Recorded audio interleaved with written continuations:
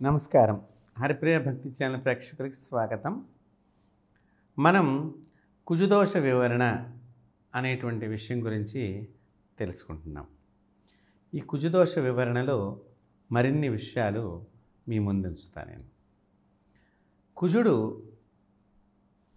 2వ స్థానంలో కానీ, 4వ స్థానంలో కానీ, 7వ స్థానంలో కానీ, 8వ స్థానంలో కానీ, 12వ స్థానంలో ఉంటే దోషం ఉంటుంది.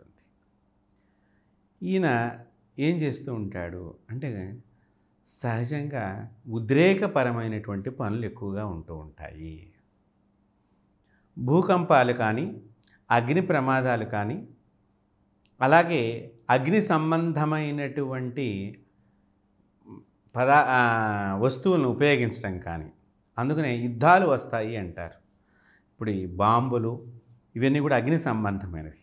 అందుకని యుద్ధాలు రావటానికి కానీ, అలాగే రక్త వ్యాధులు ప్రబలటానికి కానీ ఇవన్నీ కూడా ఈ కుజుడితో సంబంధించి విషయాలన్నమాట.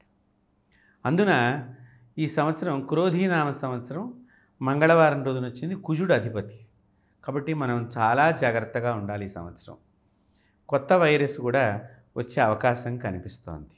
జాతకాల రీత్యా గ్రహగతులను చూచుకున్నట్లయితే కొత్త వైరస్ వ్యాధి ఈ విశ్వం లోపలికి ప్రవేశించబోతున్నది. అది ఈ సిద్ధాంతులు మన గ్రహ గతులను బట్టి తెలియచేస్తున్నారు.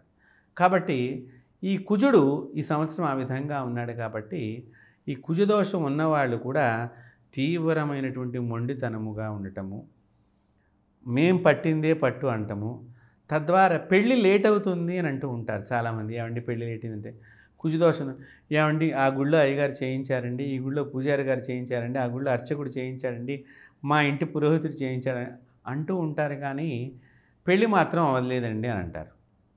ఇక్కడ ఒకటి గుర్తుపెట్టుకోండి, కుజుడు దోషం స్థానాల్లో ఉండటం మూలకంగా అతని లోపల మొండితనం పెరుగుతుంది. ప్రతిదానికి కూడా ఏదో ఒక వంక చెప్తూ ఉంటారు ఆ పెళ్లి సంబంధాలప్పుడు ముఖ్యంగా. అంతేకాకుండా వాళ్ళలో ఉద్రేక స్వభావం ఎక్కువగా ఉంటుంది, శాంత స్వభావం కంటే కూడా. తద్వారా ఏమవుతుందంటే ఆ ఉద్రేకాన్ని తట్టుకుని నిలబడగలిగేటువంటి వాడెవడు మళ్ళీ అంతే శక్తివంతుడై ఉండాలి. అందుకని శాస్త్రం ఏం చెప్పింది, కుజదోషం ఉన్నవాళ్ళు కుజదోషం ఉన్నవాళ్ళని మాత్రమే వివాహం చేసుకోండి అని చెప్పింది. లేకపోతే కనుక ఒక్కొక్కసారి వీళ్ళిద్దరూ గొడవలు పడుతూనే ఉంటారు. ఎంతసేపు గొడవ పడుతూనే ఉంటారు కుజదోషం లేకపోతే. ఒకరికి ఉండి ఒకరికి లేకపోతే.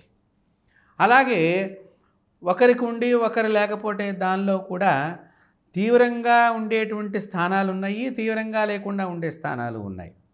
అలాగే ఆ గ్రహం బలహీనమైన ప్రదేశంలో ఉందా, బలమైన ప్రదేశంలో ఉందా, మిత్రక్షేత్రంలో ఉందా, శత్రుక్షేత్రంలో ఉందా, ఇలా కనుక మనం పరిశీలన చేసినట్లయితే అప్పుడు ఒక్కొక్కరు మరణించవచ్చు, లేకపోతే విడాకులు తీసుకోవచ్చు, లేకపోతే ఇంట్లోంచి వెళ్ళిపోయి ఎవరింట్లో వాళ్ళు ఉంటారు, విడాకులు ఇవ్వరు. తద్వారా ఏమవుతుంది, రమణమంటే రారు, విడాకులు ఎవరు, ఎవరినైనా చెప్పి మీడియేటర్గా మనం పెట్టి ఆ సమస్యను సొల్యూషన్ చేద్దామంటే 100 కారణాలు చెప్తూ ఉంటారు. ఈ మనిషి ఇక్కడే ఒక్కడిగా ఉండిపోతాడు, ఆ మనిషి అక్కడ ఒక్కతిగా ఉండిపోతుంది. అందువల్ల అన్యోన్య దాంపత్యము లేకుండా జీవనం నడుస్తూ ఉంటుంది. కుజదోషం ఒకళ్ళకి ఉండి ఒకళ్ళకి లేకపోతే కనుక ఇంత ప్రమాదాలు ఉన్నాయి. మరణం కూడా సంభవించవచ్చు. ఆ స్థితి, ఆ గ్రహ దిశ దశ అన్నీ చెక్ చేసుకోవాలి మనం. అప్పుడు ఈ సమస్యల్లో వాళ్ళు ఏ సమస్యలో ఉన్నారో మనకు తెలుస్తుంది. అంతేకాకుండా ఈ కుజదోషం ఉన్నటువంటి వాళ్ళల్లో ముఖ్యంగా మీరు చూసుకున్నట్లయితే మనకి పూర్వకాలంలో ఒక పెద్దవాళ్ళు పరిశీలన చేసేవారు. స్త్రీలకు కానీ పురుషులకు కానీ ఇక్కడ ప్రాంతంలో ఒక సుడిలాగా ఉంటుంది. జాతకంలోనే కాదండి, ముఖ కవళికల్లో కూడా, ముఖం దగ్గర ఉండేటువంటి విషయాల్లో కూడా కొంత మార్పు, ఇక్కడ ఏదో ఒక సుడిలాగా ఉండటము, అది చాలామందికి తెలియదు ఆ సుడి ఎలా ఉంటుందనేది కూడా. పెద్దవాళ్ళకి తెలుసు, గతంలో పూర్వీకులకి చాలామందికి ఆ విషయం తెలుసు.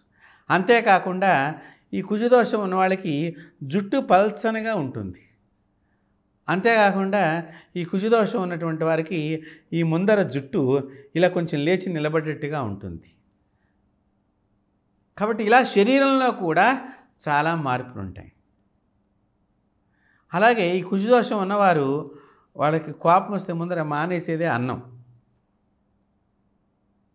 అంటే అంత 2 రోజులైనా వాళ్ళు అన్నం తినకపోయినా గట్టిగానే ఉంటారు. అంత మొండితనంగా పెంకితనంగా ఉంటూ ఉంటారన్నమాట. కాబట్టి ఈ విధమైన లక్షణాలన్నీ ఉంటాయి. అప్పుడు ఏమవుతుంది, లేని వారిని కనుక వివాహం చేసుకున్నట్లయితే వారు ఈ సమస్యను అనుభవిస్తూ ఉంటారు. అంటే ఆమె అన్నదానికల్లా ఈయన అన్నదానికల్లా ఆమె చెయ్యకపోతే ఒకరి మధ్య ఒకరికి చక్కని దాంపత్య బంధం ఉండదు. అందుకని పెళ్ళిళ్ళప్పుడు ముఖ్యంగా ఈ కుజుడికి సంబంధించిన జాతక పరిశీలనలు ఎక్కువగా సిద్ధాంతులు ప్రాధాన్యంగా చూచేటువంటిది ఈ కుజగ్రహం సంబంధించింది. అందువలన కుజదోషం అనేటువంటిది చాలా ముఖ్యమైన విషయం జ్యోతిష్య భాగంలో. పూర్వీకులు ముఖ్యంగా ఈ కుజదోషానికి చాలా చక్కని దోష నివృత్తి మార్గాల్లో ఏమని సెలవిచ్చారు అంటే, కుజుడు మిత్రగ్రహాలతో కలిసి ఉన్న మిత్రక్షేత్రంలో కానీ వాటి యొక్క ఉచ్చ క్షేత్రాల్లో కానీ లేదా వారి స్వక్షేత్రంలో ఉన్నప్పుడు కానీ ఆ ప్రభావము అంత ఉండదు. ఈ కుజుడు భూమికి సంబంధించినటువంటి వారు. అందుకని కుజదోషం ఉన్నటువంటి వారికి భూ సంబంధమైనటువంటి దోషాలు కూడా ఉంటూ ఉంటాయి. అంటే ఏమిటి, ఈ భూ సంబంధం నాగదోషం కూడా వారికి వస్తుంది. ఎందుకంటే నాగులు భూమి కింద ఉన్నాయి కాబట్టి. అందుకని సర్పగ్రహ ఆరాధన చేయిస్తూ ఉంటారు, నాగదేవత ఆరాధన చేయిస్తూ ఉంటారు. ఈ రెండిటికి, కుజుడికి ఈ నాగులకి కలిపి అధిపతి ప్రీతిగా ఉండేటువంటి భగవంతుడు ఎవరై అంటే సుబ్రహ్మణ్యేశ్వర స్వామి. అందుకని ఈ సుబ్రహ్మణ్య క్షేత్రాలు వెళ్ళి చాలామంది కుజదోషం ఉన్నవాళ్ళు, నాగదోషం ఉన్నవాళ్ళు పూజలు ఎక్కువ చేయించుకుంటూ ఉంటారు. కారణం ఆయన అధిపతి కాబట్టి ఆయన్ని ప్రార్థన చేస్తే ఈ దోషం పోయి మనకి లాభం జరుగుతుంది అని. కాబట్టి కుజదోషం ఉన్నవారు ముఖ్యంగా సుబ్రహ్మణ్యేశ్వర స్వామి ఆరాధనతో పాటు ఆ గ్రహ జపము, ఆ హోమము చేయించుకుంటూ 9 మంగళవారాలు నాగదేవతకి అభిషేకం చేయించుకోవాలి. ఇంకా విచిత్రంగా చెప్పాలి అంటే, విశేషంగా చెప్పాలంటే, నాగపడగ ఇలా ఉంటుంది. ఈ పాము యొక్క ఈ మధ్య భాగంలో సుబ్రహ్మణ్యేశ్వర స్వామి విగ్రహం ఉన్నటువంటి సర్పం విగ్రహం కనుక మీకు దర్శనమిస్తే అక్కడ ఎక్కువ పూజలు కనుక మీరు ఆ విగ్రహానికి కనుక ఎక్కువ పూజలు చేయించుకుంటే తక్షణం మీకు దోషం తొలగిపోయి శుభాలు ఎక్కువ జరుగుతాయి. అంటే నాగదేవతకి అధిపతి సుబ్రహ్మణ్యేశ్వర స్వామి ఇక్కడ ఉంటాడు. అలాగే సుబ్రహ్మణ్యేశ్వర స్వామితో పాటు మయూరం కూడా ఉంటుంది, మయూరం. కాబట్టి మయూరానికి ఈ నాగదేవతకి ద్వేషభావాన్ని తగ్గించే వ్యక్తి. కాబట్టి భార్యాభర్తల మధ్య ద్వేషభావాన్ని తగ్గించి ఒకచోటనే అన్యోన్యంగా ఉంచేటువంటి వాడు సుబ్రహ్మణ్యేశ్వర స్వామి. అందుకని మీరు సుబ్రహ్మణ్యేశ్వర స్వామి ఆరాధనతో కుజదోషాన్ని, దాని చెడు ప్రభావాన్ని తగ్గించుకోవచ్చు. చక్కగా స్వామివారి అనుగ్రహానికి మీరు పాత్రలు కావచ్చు. కాబట్టి ఆ సుబ్రహ్మణ్యేశ్వర స్వామి అనుగ్రహంతో మా ఛానల్ ప్రేక్షకులందరికీ కూడా శుభాలు జరగాలని చెప్పి కోరుకుంటూ స్వస్తి.